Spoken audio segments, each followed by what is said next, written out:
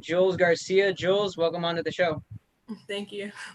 Definitely, it's a good day to have another softballer here on our show. I know travel ball was a hot topic this past summer for us. Jules, you're an incoming junior at Weslaco High School. When do you guys plan on starting school, or how what's the plan over in Weslaco? I think we're starting next week or the week after. But yeah, everything will be off of computer technology.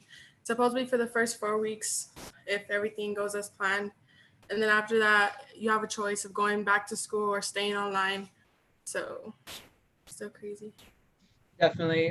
For you, you were able to do the whole high school deal the first 2 years, well, really a hmm year and a half, more or less, more than half of that second year, and everything's been really out of the ordinary. Uh, hmm Usually this time of year, you're out shopping for school clothes, or we're already in school, and just how different was it, not getting up for the first day of school this year? Well, it was better for me, honestly. I think every kid would um, say that. Yeah. yeah, I still bought clothes. I don't know why, but I still bought clothes just for the fun of it. I have extra clothes, but I mean, But so was it just different knowing like, okay, like usually by now we would be in school, and everyone hmm always yeah, everyone always looks forward to the first day of school. being able to be with your friends and stuff. Yeah, it's Right, and, totally and different. right, definitely. And for you mentioning that, the first few weeks you're going virtually, how were you able to adapt as a student, last year when you guys started going virtually on the fly? Was that difficult for you at all? It actually was because I'm more of a person that likes to learn in person, like face to face with the teacher and with students. And over technology, it's just like so much and overwhelming because like they overload us with work for like every class in one day. Mhm. And it was like, I don't know, like it's hard Definitely. to take it all in. So would you say now this go around, well, at least the first 4 weeks that you had mentioned, you're used to the online deal? Kind of, yeah. More or less. Mm. Have you made a decision yet on whether you'll be going in person or you're going to be staying virtually? As you and your family decided on that? Right now, I'm iffy because my mom, she's a teacher as well, and Okay. like she would rather us go to school because there's no one like here to take care of my little sister and like all that stuff. Like all of us would be busy in classes with work and all that stuff. And she's 5 and she's like doesn't know how to be on a computer by herself. And Right. like yeah, she needs guidance. So we're still iffy about that. Definitely. Yeah, no, everyone's in their own boat. It has their own situations they have to deal with on whether Mm-hmm. it's going virtually or in person. As far as these last few months go, the summer is now behind us. We're all getting ready to go back to school in whichever way, shape, or form. But how Mm-hmm. was your summer like? I mean, it was a very unique summer. It wasn't your typical summer where we could just run down to the beach or go down to the outlets or go play travel Mm-hmm. ball or the norm. What was your summer like? My summer has actually been kind of normal. I've kept up with travel ball, so I've been up and about, but staying safe, of course. So yes, I've been playing travel ball all summer. I've been working out with my dad. It's just keeping busy, trying to avoid all this corona. And Definitely. Yeah, mhm. you had mentioned, you had played on a couple of travel ball teams, and you were uh how did you word it? You said you were a role player, uh Mhm. filling in on different teams. I know your original team was RGB Thunder. How long did you Yes, play for Thunder? I played for Thunder about a year. Okay, and, I, and you had I mentioned recently joined last year, and you had last summer. mentioned you had mentioned that you had chose not to play with Thunder because of just what the organization decided on, to kind of just dial it Mhm. down back on the games because of the coronavirus. How long of a time were you without a team? It wasn't very long. The reason I had like officially decided to leave Thunder was because we had already contacted Kevin, Coach Kevin from Heat, Hmm. asking if I could just go and get practices in uh, and maybe join, but that didn't work out. And so I was jumping from them to Gulf Coast Bombers with Coach Ed, and I decided to stay with Coach Ed. Gulf Coast Bombers. Were you the only Valley girl on that team? I was, yes. Well, Okay. for the 18U, there's another girl. Her name's Elizabeth, and she's there with the 16U. Okay. Tell us a little bit about that Coastal Bend team. On whether those girls are primarily made up of the Corpus area or The San Gulf Coast Antonio. Bombers team, you mean? Right. Yes. Yes, they're from all over the place. They're from Corpus Christi, San Antonio, Seguin, all those places. They come from Moody, Carroll. We have a good team. It sounds similar to Team MVP, who we got to see. I'm sure you might be a little familiar with them. They had girls from Corpus, Victoria, San Antonio, and then had a couple girls from the Valley. So you Hmm. were able to stay in shape and still being able to play travel ball. You mentioned, not the entire summer you're playing travel ball, but on the flip side, you also spent a lot of time Hmm. working out with your dad, and you guys managing to keep in shape with each other. What exactly do you guys go through? Is it just different drills, or do you guys have a set routine, or what is it? Um, well, we practice like 3 to 4 times, well, 2 to 3 times a week. Recently this summer, he built me a batting cage in our backyard. So there he got a pitching machine, balls, and all that stuff. So it's just like hitting practice, catching practice. So yeah, we manage our time. We put Definitely. in all the work. When you were able to take the field this past summer with your travel ball team, how much of a relief was that for you, having your sophomore year canceled midway through and just Hmm. allowed with all the levels of uncertainty? Was there a sense of relief being able to be back on the field and playing softball For again? sure, for sure, yes. It And was and what, like it like filled in like what we missed in high school. So. right. Yeah, and I know a lot of girls that when we went to the tournaments, they felt that same way. Hmm. Some of them felt a little nervous. Did you feel a little nervous, Oh, or oh, were yes, yes. I felt a little nervous.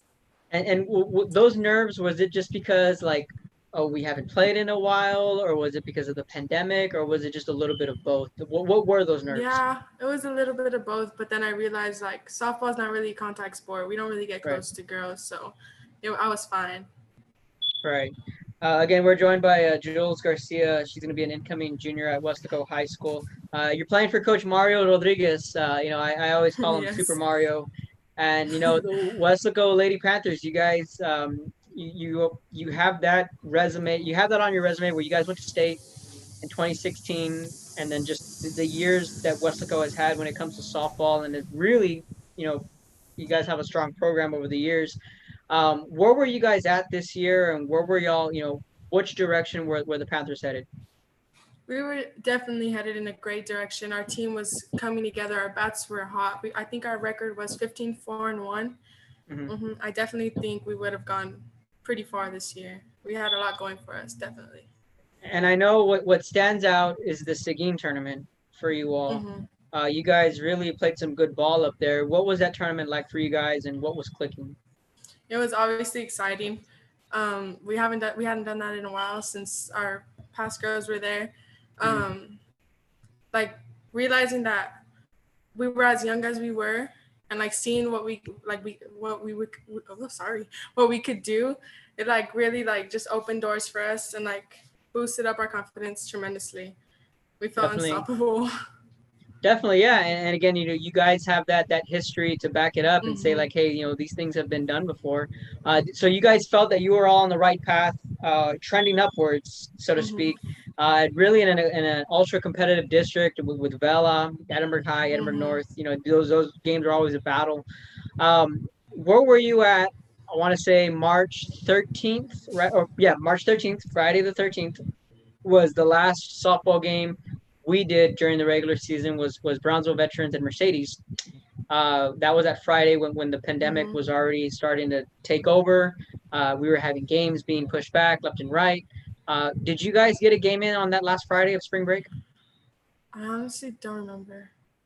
It's been a I while. It's think, been a while. I think, I think we were off because we were supposed to play Bella that Tuesday, and we were so devastated because we wanted to get that game in, and sadly Right, they didn't give it to us. right. Right. Yeah. Yeah. Yeah. A lot of teams were some. See, that was the thing. Was some teams were Hmm. about to start district play. No, 32-6A was they were kicking off district that Friday. The 5As had already started their district play, and the 4As hadn't started. So everyone was kind of in their own place. But when you guys first heard the news that the season was going to be put on pause at first, What was those first initial reactions like? Okay, this could be a 2 week thing, or we're just gonna kind of wait and see what Mm-hmm. happens. What was the reactions for you guys? Yeah, we were just kind of like hoping like things would go out, turning out for the best, but obviously it didn't, and we were so devastated because we really wanted to play the next week, which was Vela. Like I said, Mm. they were always a tough game, and we wanted to like I said, our confidence was so boosted up from the Seguin tournament, and we knew like we could do such great things, and we were just hoping to come up for a win that Tuesday, but it didn't happen.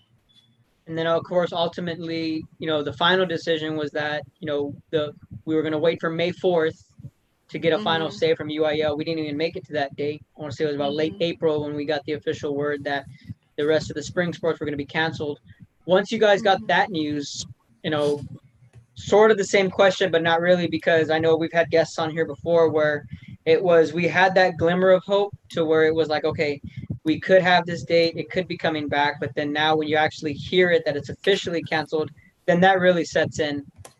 What was that like for you guys officially hearing the word that the season was going to be canceled? Well, we didn't really take it like okay, yes, we did take it hard, but then we realized like all our girls are still young. We still have another year with the same exact team, and we're just gonna build from what we had last year and bring it on to this year, and hopefully we do have a season this year. Um, yeah, we could have done really good, and we're just gonna bring it in to this year. And you were batting, we talked about your batting. You were fourth in the district with 19 RBIs. You led the district in fielding percentage, so you were off to a pretty good start yourself. Mm-hmm. What was that like for you as far as the RBI category? You're fourth in a district that's loaded with hitters. What was working for you at the plate? It felt really good because last my freshman year I didn't really do too good. I had a batting percentage of like two something, and this year I doubled it I think, or I went up like 100, and that was only the beginning of the season. I felt like I could have done a lot more throughout the season and boosted my way up even more. I probably could have moved my way up in the RBI stats and in the fielding stats, sticking to that number one. But What were some things you mentioned you struggled your freshman year? What were some things you worked on as far as your offense goes? Was it a lot of T work? Was it a lot of front hand, backhand toss? What was it? it was a lot of everything. Like I said, my dad has worked with me forever. He's been my number one supporter through everything. And I thank him a lot for it because he's built me into the player I am today. And as we continue to work, I'll just continue to get better and better. And you mentioned you made a position change. You started playing the catching position in seventh grade. What position did you play before? I was an infielder. I played third base. Okay, so similar kind of, Eh. if you're gonna compare, kind of the closest thing would be, the hot corner. Playing third is Mm-hmm. tough in softball, and The then intensity moving. is It's similar. intense. Mm-hmm. Credit to the third baseman because I couldn't do it. You're way too close. You're way too close for me.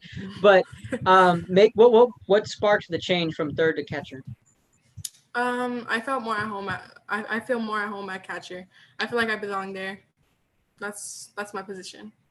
Definitely. I was And made for as a that position. yeah, and as a catcher, you're vocal. You're directing the Mm-hmm. traffic. Um, those things, it takes some guts to Mm-hmm. be directing the traffic on the field. Was that something you just felt right at home with? Mm-hmm. Yes. And you just about a week and a half ago, you mentioned you tweeted it out that you'd be going to Temple College. Yes, You sir. know, you're just only going to be a junior. Why so early making a commitment to a school? Well, it just felt right. Coach Belen, she saw me at a camp last November, I believe, in 2019, and then she saw me again, and she stuck with me ever since. She offered me a great offer. She just seemed so interested in me, and that it felt like home. She said all the Now, right things and all that. Yeah. and obviously, with this pandemic, the recruiting world is taking a Yes, that hit. too. Mm-hmm. So just how different was it? Being recruited and being talked to and being looked at, considering you just had maybe less than half of a season. Mm-hmm. Well, the recruiting process now, since like COVID, it's cut like in half. Everything, like there's nothing left. Well, there is stuff, but there's not much to give out anymore. And what she offered and what like she wanted me for, it was just perfect. And were there any other colleges maybe in contact with you, or was it Yes, just for sure. Temple? No, Who Texas A&M San Antonio with Coach Nicole. She's been interested in me since my 8th grade year. McLennan College had reached out. Laredo College made a full offer, but I just don't want to, Right. Temple has a great program, so Right. I figured that was my best route. Right. We saw Daisy Gonzalez. She played up there for a few years, and they actually won a national title. And then now AJ Hostel. I don't know if you're familiar with AJ from San Benito. She's up there at Temple. Did you talk with her at all, and maybe going up there, or? I did not. Well, she's one of the Valley girls that's up there. Now that you're set on going to the college level, what's left with your high school career? You have 2 years left, your junior and your senior year. What are some goals that you set? Because this obviously is one of them. It's one of the main goals you have on wanting to play at the college level. Now that you have that checked off, what are these next 2 years going to be like for you? It's going to be a fun ride, Now that I'm set, I'm still going to give my high school career my all. I still hope for the best. We want to win a district championship. We want to go to past the 3rd round. We still have all the same goals that we've always had. Now it's just time to pursue them. Definitely. And do you feel, this question I usually ask to senior players when they sign on before their season starts. It's to where now that you've signed, do you feel there's less pressure on you now that you can just go out and play? More often than not, the answer is yes, that they just feel relieved. Again, for you, you still have 2 more years left. Do you feel that same sense of relief that I've signed, I can just go out and play? Somewhat, yeah. Now Definitely. It's just like playing for fun, making friendships, making memories, and all that good stuff. And for you guys, the interesting thing is you are now in District 32. You're back in 32 Yes. 6A, Yes. and which is going to be one hell of a district with San Benito. Harlingen's young and coming up. Los Fresnos was young. They had some talent. And, Harlingen South, they're always in the mix. Just how excited are you to be going from one tough district to probably an even tougher district? I'm very excited. Every game we play is going to be like a playoff game. So we're going to walk in there and have to give it everything we have. Are you familiar with some of the girls in that district, maybe through the travel ball scene? Somewhat. Somewhat. I know a lot of these travel ball girls get a kick out of it when they play against each other that are on the same travel ball team, and you've seen it. Before we wrap up, we were talking about if you're a baseball fan or a softball fan, but I know we didn't get to see the College World Series when it comes to softball. What are some teams that you follow or that you enjoy following? I'm mostly just focused ones around here, so like UT. I recently got to work out with the UT catcher actually at a camp with the Gulf Coast Bombers. Okay. Taylor Ellsworth. I had to work out with her, a catching workout with her recently. What was that like? It was fun. I learned a lot. It was totally worth it. Definitely. So you're not an OU or a Washington or Oregon fan? Well, I watched those games, but it's Yeah, I got you. Who would have been your pick to win the World Series this year in college football? UT was number 1 in the nation, weren't they, when the season ended? Definitely. Before we wrap up, flash back to 2016. You were maybe in junior high, or maybe 5th grade, 6th grade, when Weslaco made state? Yeah, I think I was in middle school. More or less, maybe. Yes. You was 7th grader. Did you follow that team at all, or when they went to state? I did. What was that like for you? Games. It was crazy. I just remember thinking I want to do that one day. All those little kids' little dreams, watching the high school girls, looking up to them, and all that good stuff. And then ultimately, they went to state.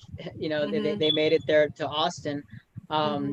When you saw that happen, was that surreal for you, thinking that one day I'll be a part of that program?